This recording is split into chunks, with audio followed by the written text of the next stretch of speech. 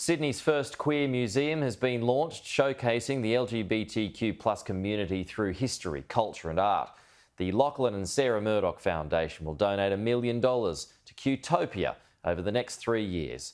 Danica DiGiorgio has the details. Qtopia Sydney has been launched as part of WorldPride 2023 to tell the story of Australia's queer history.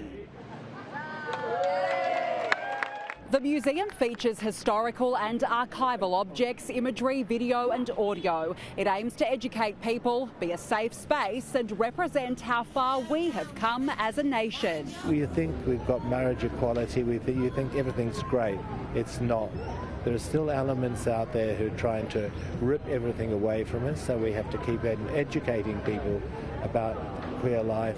Qtopia was the vision of Professor David Cooper, one of the world's greatest HIV/AIDS researchers and scientists. David died before he could make this museum a reality. Whilst the vision Coops had was for a museum that told the story of HIV in Australia, what we have today is even bigger. A collective vision of all stories from the whole spectrum of the queer community. The Lachlan and Sarah Murdoch Foundation will donate $1 million to Qtopia over the next 3 years. It's a bigger honour for Lachlan and me to be able to lay the financial foundations to realise David Cooper's vision. A vision for a place to honour those impacted by HIV/AIDS and those who cared for and supported them. I just thought we have to step up and do this. Honestly, it's too important for the mental health of our young people to tell the stories of our past. The exhibition highlights one of the most significant events in Australia's history, the HIV/AIDS epidemic of the 1980s and 90s, and the work of St Vincent's Hospital Ward 17 South, the epicentre of healthcare in Australia during that period.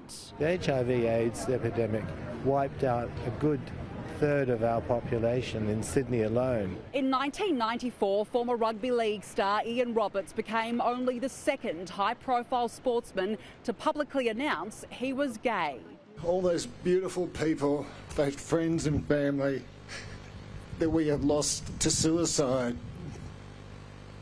And for a small number of people here, for those people that we've lost, who were killed, who were murdered. That is why this Qtopia Sydney is so important. It's about education, celebration and remembrance. Qtopia Sydney will host permanent and temporary exhibitions. In the next 5 years, organisers say it will be an entertainment hub with a theatrette providing educational talks.